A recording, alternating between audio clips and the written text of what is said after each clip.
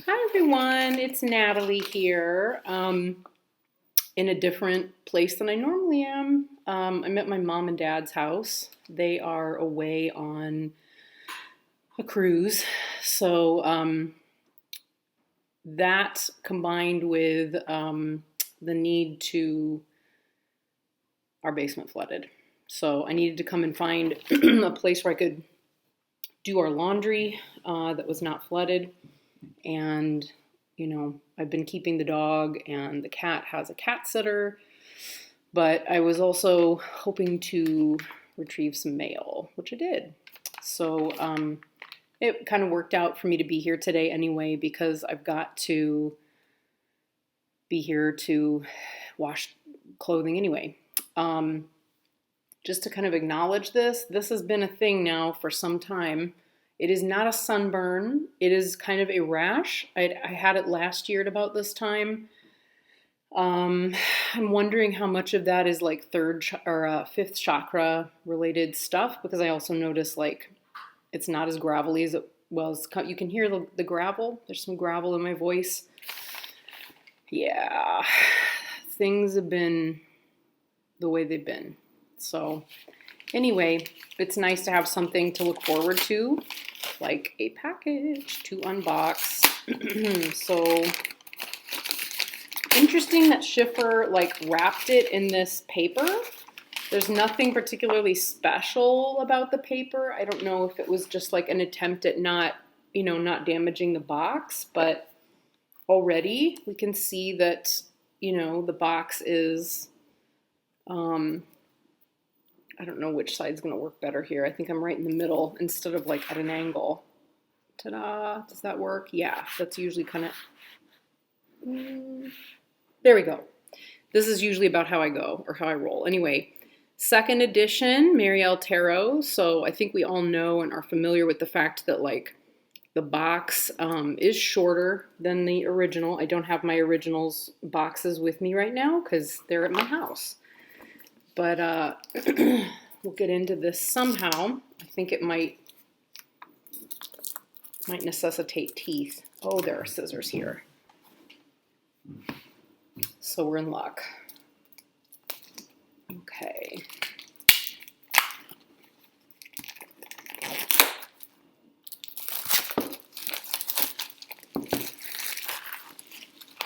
Okay, so the box, like just after removing, oh, it's put together differently.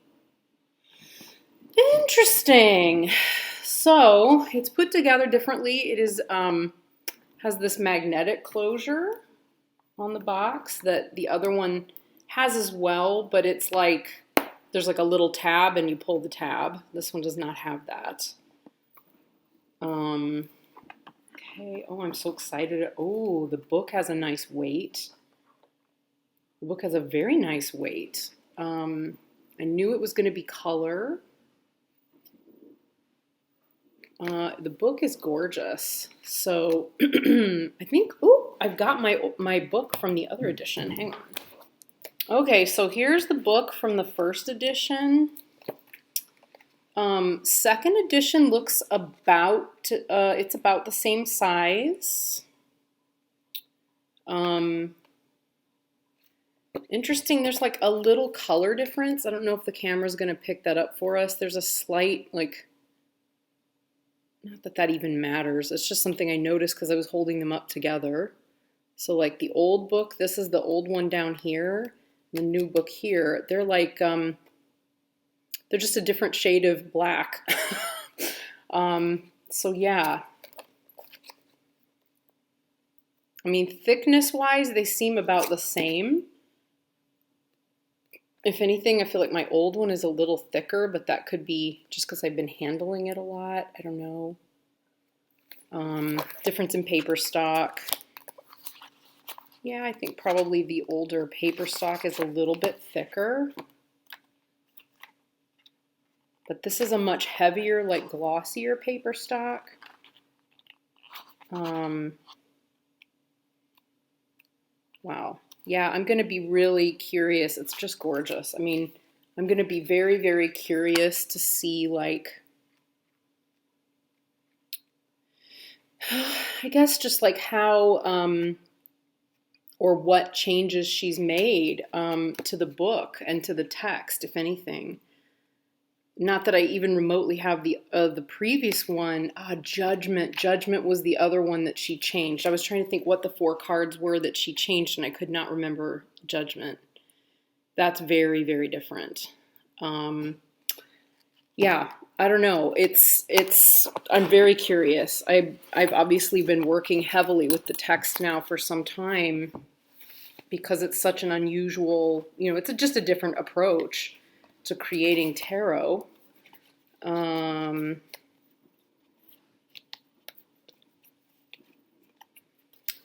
Yeah, so the 4 big ones, I think we'll pause here and I'll just pull out the 4 main ones that she changed so that I've got them here for reference, and then we can come back.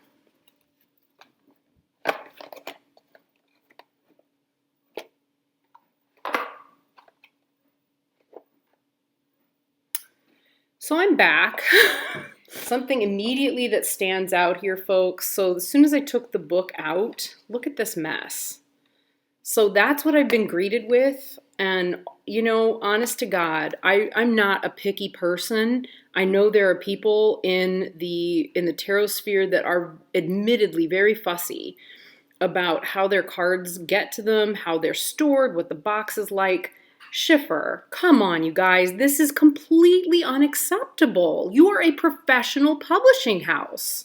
To come and find that my brand new deck is like this in the box, brand new. It was at some point apparently inside of this. Yeah. Like, if you get someone like me to get pissed off and angry because of the way that you're managing things, you must be doing a really, really good job of it, because it takes a lot to get me annoyed. And this just did it. It's not acceptable, guys. Not acceptable. And I think in part that's being fed by just having unboxed a second copy of the first edition that was completely just, the King of Discs was just destroyed at the very back of the deck. It was just a mess. So anyway, yeah, and some of these cards are already chipping from inside the box. I don't know what it is. Okay, so I don't know what happened, but somehow my camera stopped recording. So I got all the way through talking. I guess I got halfway through the deck, all the way through the book. Multiple trips getting up and down to let the dog in and out and deal with the sound coming from the washing machine and so forth. So I knew I was going to have to edit. So I guess at least I don't have to edit. I don't know. It's been that kind of, it's just been like that lately. Anyway, we'll go through them. I think everybody's already familiar. Anyway, right. So since we just skipped over the Hierophant, and she's one of my favorite cards. Oh, and I skipped over the HP. I'll go to the Hierophant first. I love her. So you can see like big difference in this card. So you can see in the original Hierophant, there's just so much more detail happening here, even in the windows. So I'm not really sure what's behind this Hierophant. Like, are those supposed to be tablets, windows? I don't really know. I'm sure that the discourse about it is going to be extensive and interesting to read. But the level, it looks like some of the same components in this one. But it just lacks that kind of,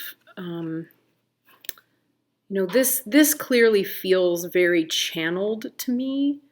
And there's something about it that's very raw and visceral and beautiful. You can see the light coming through the stained glass windows. And then in this Hierophant, it is less gender specific, which I suppose for some people is going to be more helpful than seeing a definite woman there. Although I will say it does feel to me like it's probably the same face, but kind of from a different angle and maybe not as washed out. Definitely without the eyes of Horus that are present there in the original. The symbolism is very different. There's still a key. The key is still got a lot to do with Babylon because it looks like that must be the Tower of Babel on top of the key.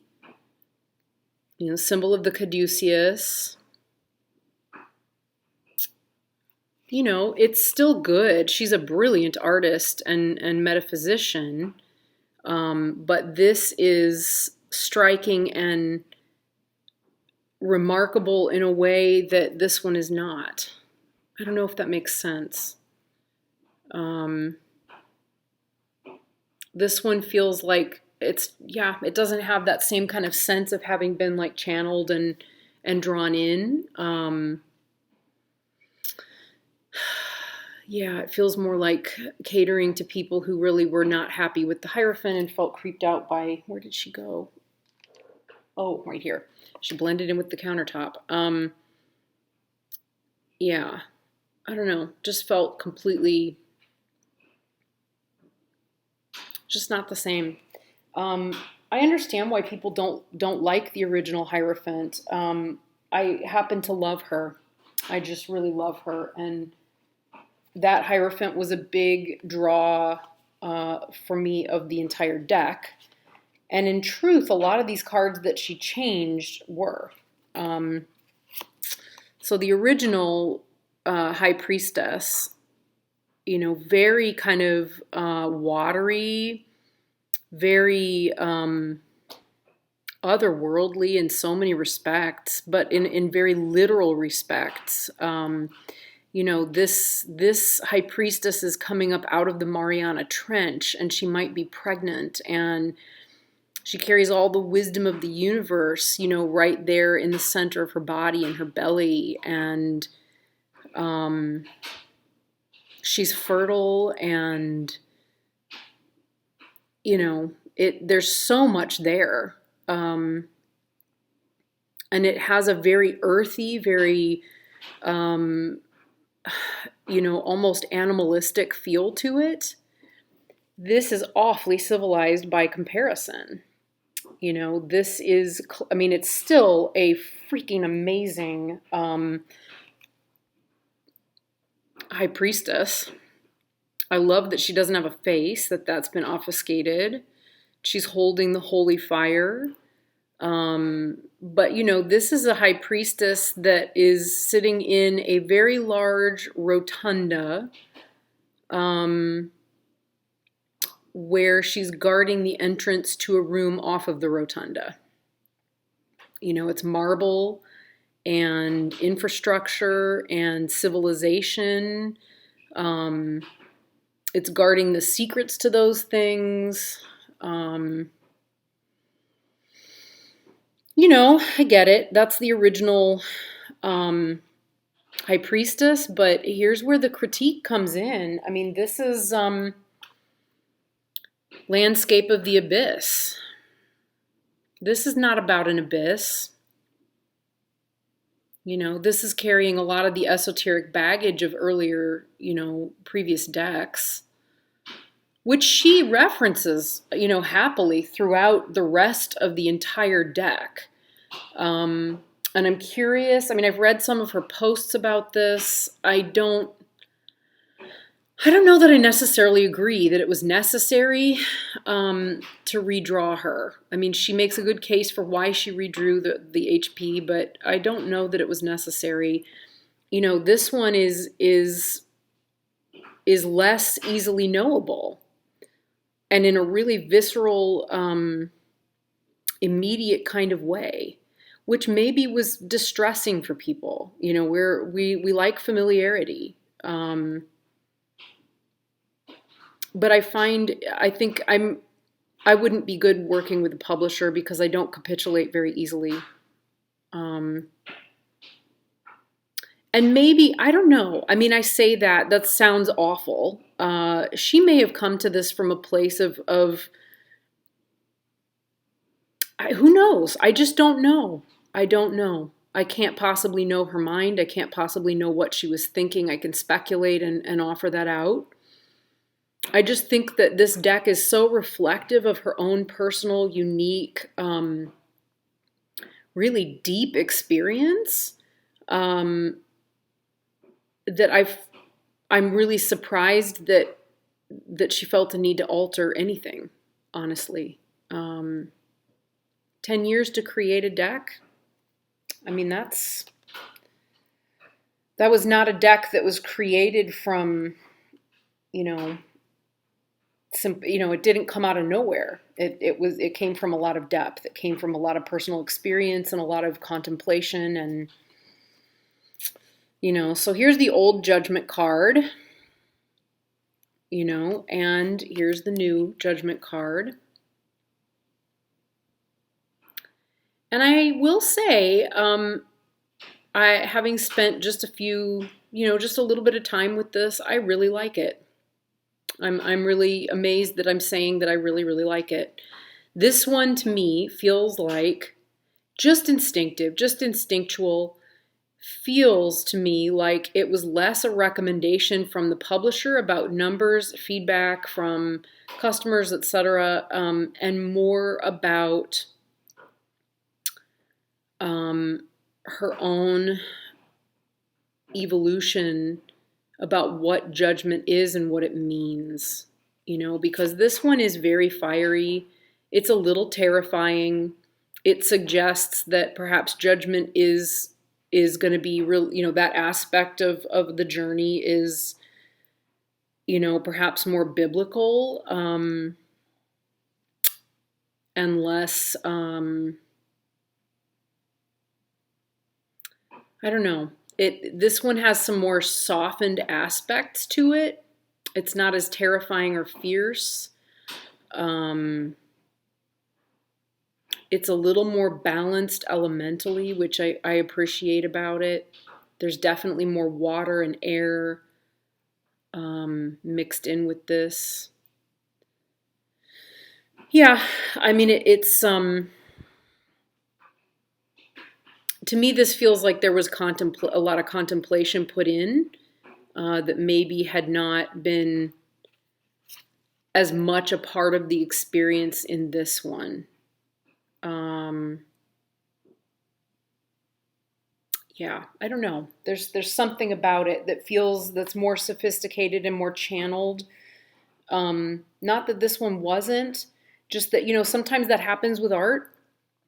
You start with an image or an idea of something, and for her, it's the phoenix, and about what that means and what that symbolizes. And then as you're, living life and continuing that contemplation, because some artistic contemplations just don't, they're not done. They continue to evolve.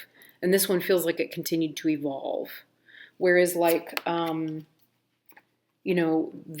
High Priestess and the Hierophant both feel to me as though they're operating from feedback, that it's like, well, I guess I should reconsider this. The feedback is in. A lot of people say this and this and this, et cetera, et cetera. I say this as an artist. I say this as a former actor. And someone who's directed a lot of plays, which is an ultimate, collaboration and collaborative effort. It's the ultimate three of pentacles, really. You can't make everybody happy. You really can't. You can't make every audience happy. You can't make every collaborator happy. I can't even in a show, in a production, if I'm directing something, I always have a recognition going in that I'll go in with an idea and that ultimately I'm willing to let go of it in favor of recognizing that production, that show, that final product is going to emerge, right? It's not going to be what I think about when I go in, because if I just stayed with that, I wouldn't leave any space for the collaborators to come out, right? But as that's happening, if you mess with, that's the process of a vision like this emerging, right? It's a collaboration with all of the different aspects of self and of experience. And I dare say, in her case, probably, some channeling, right? And that's also a collaboration when that happens. As that's emerging, you can't mess with it too much. You have to just remain open for it to really fully come through. And I would say too that most artistic ventures have that quality on some level, and certainly theater does. And I can speak most about that because I have the most experience of that. But yeah, I feel like I've done a good job with a play if we get, if the voice of it includes mine along with that of all of the other collaborators on some level or other, and then it becomes its own thing. And I don't own it any more than any one other person involved owns it. It's something that's collective, and it takes on its own, like its own voice, its own thing. I don't know if that makes any sense. So will people criticize that? Of course, they always do. That's what we do as human beings. We're always full of critique. We're full of criticism. We're full of, dissatisfaction and need for things to be different than they are. Does that mean that the creation that you've made is wrong? No, it doesn't. And so then to take the feedback, I watched a lot of directors do this, and this is probably why I'm not doing a lot of directing at the moment anyway. And in part by choice, because I'm not interested in, it's not that I'm not interested in feedback. I'm very curious about feedback. Sometimes there are gems in feedback that lead you to places that you could never have gone alone. But what always gets me is when a director will, get feedback, or an artist will get feedback from, the people engaging, and somehow they miss, they're missing all of the appreciation of what they've created, and those few voices, the voices coming through to them that are like, no, but what about this? What's something iconic that I can't think of any examples off the top of my head. There are iconic theater productions where if you change I'm thinking I did it really noticeably with A Christmas Carol, right?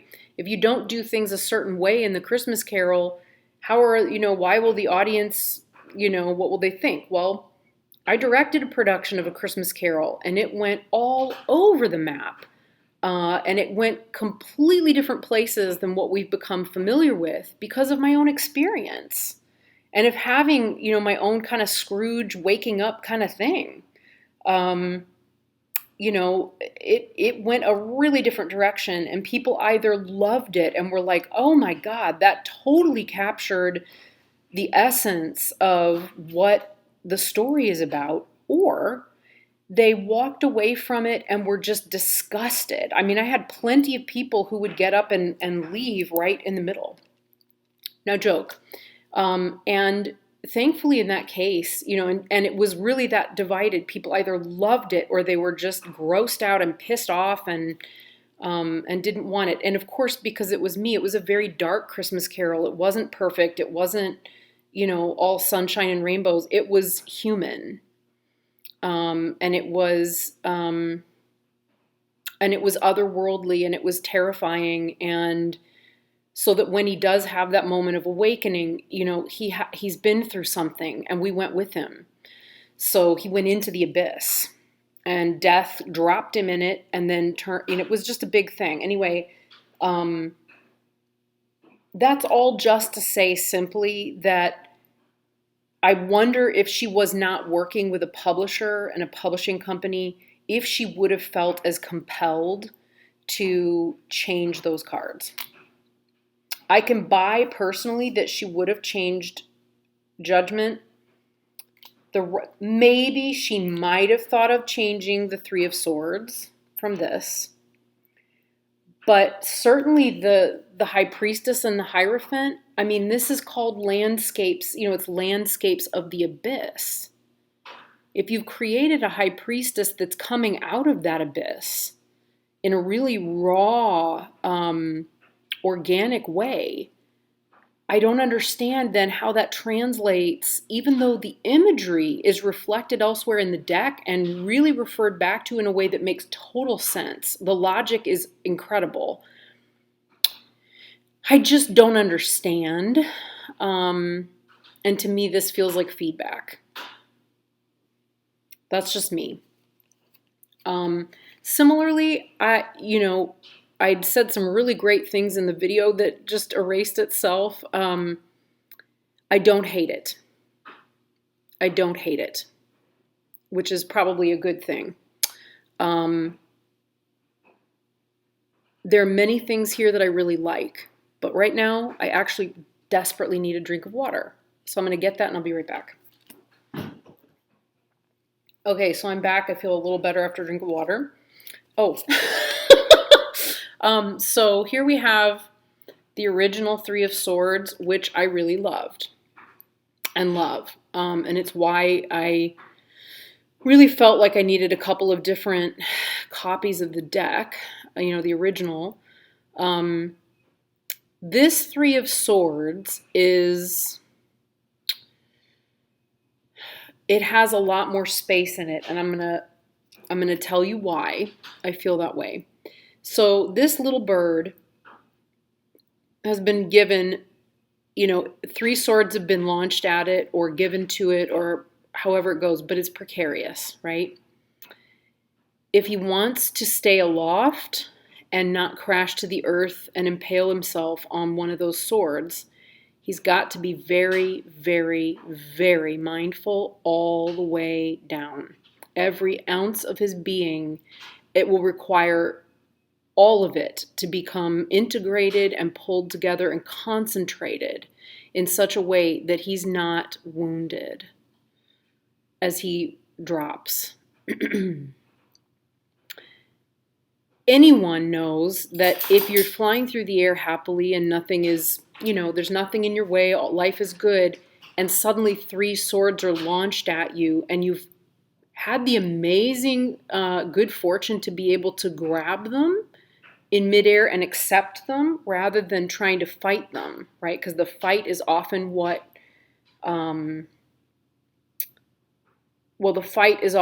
results in the injury, right? But if we can just take hold and not add anything extra to it, we're better off, right? And that's what this little bird has done. So the chances of him, and he knows to spread his wings and stay aloft and stay in the air. And I believe that he has a very good chance, despite the difficulty of this, despite the pain, despite the suffering, despite potentially losing toes, he'll get to the ground and he'll get there he'll get there in one piece, right? Without dying from it. He may be changed by it or altered by it, or he may be able to drop the swords and land just as he's getting down to the ground. But there's choice, he could, one false move, a choice to interact differently with those swords could mean that he, does himself damage, that he falls to the earth and impales himself. What happens if he drops them? I mean, there's just a lot of different possibilities inherent in this three, which to me is very reflective of the essence of three. And it, no matter what system of numerology you're looking at, that's there. That is inherent in that number. But when you're looking at swords, there's a choice, there's a mental decision. And there's a lot of mental energy involved. And managing a situation like this requires a very highly concentrated mind, right? Now, that said, the Three of Swords going through the heart, it's a completely different discussion. There's no choice involved so much here as there is just a complete injury. Those swords come out, the blood is going to spurt everywhere. This is an anatomical heart. It's not a metaphorical heart. It's going to, if it's ever, we don't know. We don't know if it's ever repaired. This may be death, right? And I've had Three of Swords come up around deaths before a lot, actually. Not any for me, but for people that I've read for. This one used to come up a lot as like, oh, have a lot of people died in your family lately? This is very often, it's irreparable emotional damage that has entangled the mind to such a degree that it's impossible to concentrate it because the heart is so broken. That is real. That's a very real experience. I've definitely had that experience. I think most of us have, right? What I like about this card, however, is, wrong side. Up here, there is this, I don't know if it's audible. Their washing machine over here at this house sings to us. At my house, it's just a basic washing machine that's probably about 25 years old. But anyway, there's new growth coming out of it. And we see that that the heartbreak isn't alone. And rarely is it, because alongside it, if we're really paying attention, if we're really balanced, or making an attempt at balance, right, with a difficult situation, we can see that there's always joy. There's always something that blossoms and comes to life around it. It's rare that heartbreak visits alone. It frequently brings a visitor or a guest along with it. That if you pay attention, is a very welcome guest. That even though the grief or the heartbreak is not, something else opens up. And in this case, she's created metaphorical roses and the growth of something beautiful that comes from it. So I think what I can say is that I do like the fact that at least if she's going to use the Three of Swords, in its traditional imagery, it isn't a polarized, dualistic variation. It still contains both sides within it. But I think it's apparent to anyone looking, like this Three of Swords is a very different reading. And a very different situation. It potentially could hold this meaning, depth, situation within it, but it holds many others besides. Does that make sense? It's a much more versatile word. If tarot is a language, this word has a lot more versatility to it than this one, right? So, yeah, those are some thoughts. Other than that, obviously I have a lot to say about this deck in general, because it's my love. I love this deck. Yeah, I don't know if I'm going to try and read for people with this new one. Let's try shuffling it a little. It clearly shuffles very happily, at least with an overhand. Yeah, it's nice. I'll probably do a more in-depth, conversation about it later when I've had a chance to make sure that I've got all the cards in the deck here in the first place. But also, because, that's often a thing with Schiffer, in my experience, is that not all the cards are there, that they're damaged. So I'll go through and check that, but when I've had a chance to kind of read through the new book and notice like what the differences are and, all of that sort of thing, I'll be able to kind of report back with greater depth. Anyway, thanks everyone for watching, and I'll see you soon.